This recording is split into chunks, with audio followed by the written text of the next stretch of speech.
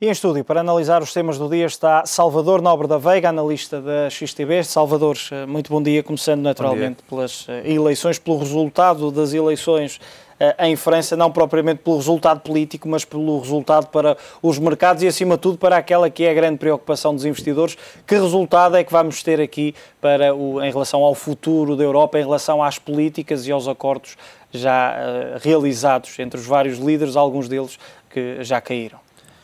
Bom, agora põe-se a questão com o volte-face, pelo menos da ideologia do líder, de um dos principais líderes europeus, agora com a eleição de Hollande, quais serão, portanto, as políticas económicas que seguir-se-ão, sobretudo depois dele já ter dado a conhecer que se opõe largamente às medidas de austeridade, ou pelo menos a uma austeridade tão severa.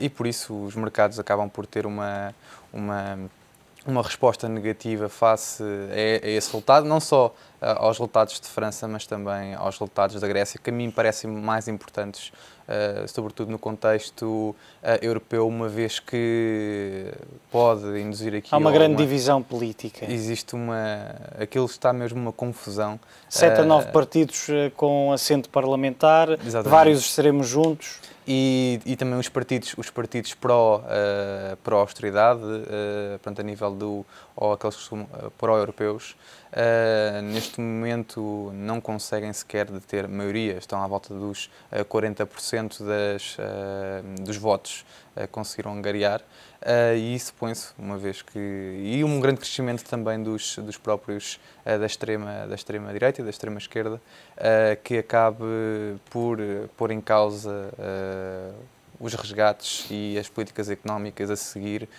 após os resgates. Era isso que eu te ia perguntar precisamente, Salvador. Parece que, e olhando para aquela que é a realidade europeia, para os tratados que há, para os acordos que há, parece que de alguma forma esta eleição e esta divisão e o facto dos partidos que estão contra as políticas de austeridade impostas à Grécia pela Troika, pode de alguma forma todo este trabalho que já foi realizado até agora cair por terra?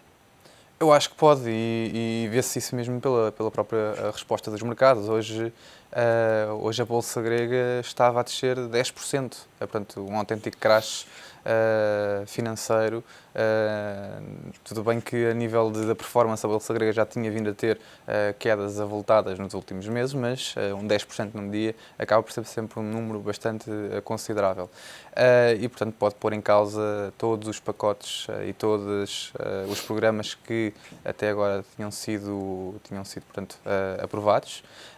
Nomeadamente, temos, não tanto pela implicação do montante, mas já dentro de uma semana, dia 15 de maio, vamos ter o pagamento de umas obrigações gregas que estavam sob lei internacional, portanto, sob a lei britânica. O montante não é elevado, é 500 milhões de euros do montante da dívida, e obviamente o juro a pagar será menor, mas é mais a implicação do que acontecerá se estes partidos não chegarem a um entendimento e se houver aí um default nessas obrigações essas que foram aquelas que sobraram dos detentores de dívida que não entraram num acordo do setor privado, portanto, um envolvimento no acordo do PSI.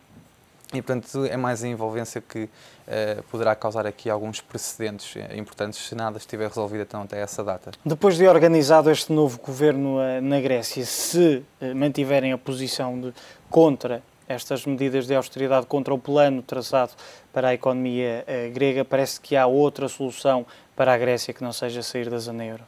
Eu ia dizer mesmo a saída da zona euro. Portanto, a alternativa, temos que ver o conceito de alternativa é a austeridade. Não existe alternativa. Quem olhar para o plano que já foi traçado para a Grécia ficou com a sensação, e quem andou estes meses todos a acompanhar, de que agora não havia mais alternativas. A única solução é a que está agora em prática, é a que começou a ser posta em prática pelo anterior governo de Papademos, mas parece, e por isso é que a pergunta ganha agora algum relevo, se há outra solução, se vão tirar outra solução do chapéu para atribuírem à Grécia nesta altura.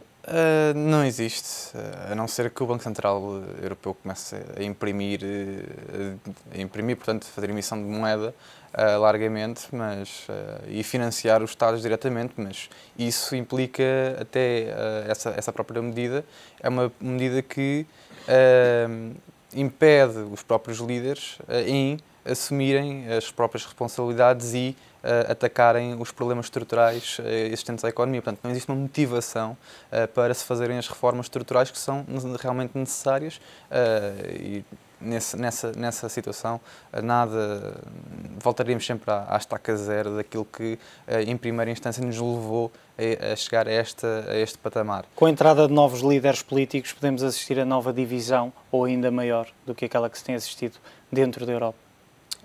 Sim, nomeadamente agora com a eleição de Hollande, se opuser.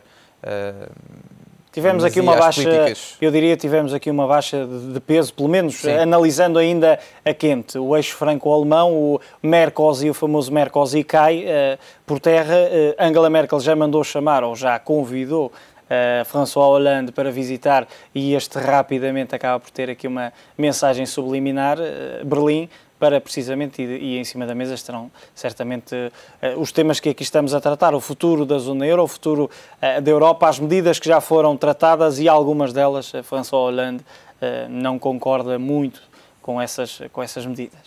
Mas a verdade é que vai ter que concordar, vai ter que concordar, dado que a França não está muito melhor em situações económicas assim tão favoráveis quanto isso. O Estado Social consome cerca de 60% da sua economia e com as ideologias que Hollande, de certa forma, intenta um pouco mais para o socialismo, não me admiraria que esse peso do Estado Social aumentasse ainda mais, pelo menos essas pretensões, mas tal não é execuível, uma vez que os custos acabam por ser bastante elevados. Ainda assim, desculpa. Os custos acabam por ser bastante elevados e não, digamos que os mercados, neste momento, já não vivem naquela complacência que existia na última década e durante a década de 90, onde se acreditava num crescimento eterno na casa dos 3, 4% e, portanto, olhavam de certa forma de lado, ou para o lado, neste caso, às contas públicas.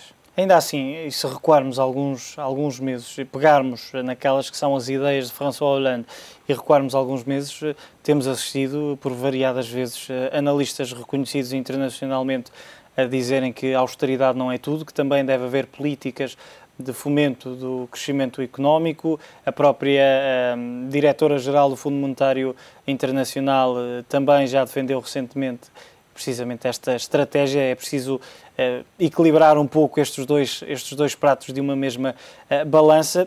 Será que, olhando de alguma forma, estávamos aqui a falar um pouco daquilo que vai ser obrigado a fazer, ou talvez não, vamos ver de que forma é que decorrem as negociações, mas parece que de alguma forma François Hollande vai conseguir amenizar esta relação com Angela Merkel e conseguir abrandar um pouco esta austeridade. Eu penso que a posição de Angela Merkel tem sido bastante forte e da Alemanha também, no sentido a esse nível da austeridade, uma vez que eles próprios... vejamos que a própria Alemanha, na última década, esteve...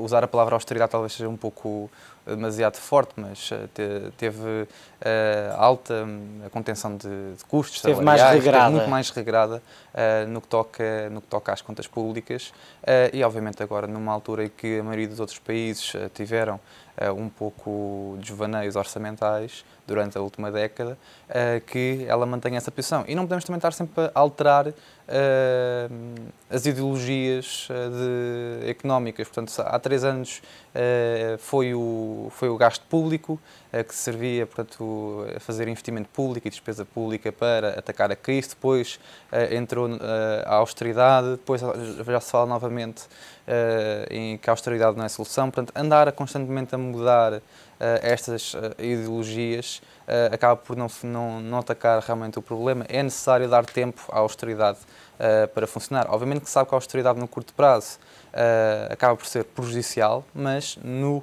médio e longo prazo acaba por ter reformas estruturais para assentar depois num crescimento económico mais sustentado. Se levou 10, 15, 20 anos para chegarmos a este patamar, não é um ano de austeridade que nos vai tirar deste buraco. Portanto, as pessoas, vamos com um ano de austeridade, um ano e meio, e já estamos a querer mudar a política económica, uma vez que os resultados não seriam aqueles que quereríamos, já eram esperados. Quem achasse que não seriam estes resultados esperados no curto prazo, ou é ingênuo, ou a nível económico, portanto, não terá assim.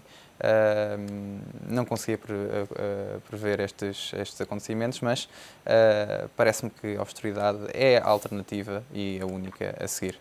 Ainda assim, começamos o mercado global com os dados do mercado secundário e das obrigações de referência para o mercado há 10 anos. Apenas as francesas estavam em queda ligeira, as restantes gregas, espanholas e também portuguesas estavam todas em alta. Poderá ser de alguma forma uma antecipação a qualquer coisa que aí venha? Pelos valores que apareciam, não me parece que... Ainda não é muito significativo. 2 pontos base, à volta dos 2 pontos base, 6 pontos base para a Espanha e uma queda de 2, 3 pontos base para a única subida mais expressiva era da Grécia. Era a Grécia. 2 pontos base, estamos a falar de 0,02%. Penso que está tudo na mesma. Portanto, é uma normal transações que existem e que, portanto, há as pequenas oscilações que existem no mercado. Portanto, penso que não tenha havido grande reação a esse respeito no mercado secundário. Também o mercado secundário tem estado um pouco mais líquido, sobretudo dado que o mercado dos CDS, que também é bastante importante, o hub central europeu encontra-se encerrado em Londres, uma vez que existem aqui uns holidays bancário no Reino Unido, e, portanto, esse hub pode estar, de certa forma, a atenuar as respostas aqui a este mercado. Salvador, muito obrigado pela tua análise. Salvador Nobre da Veiga, analista da XTV.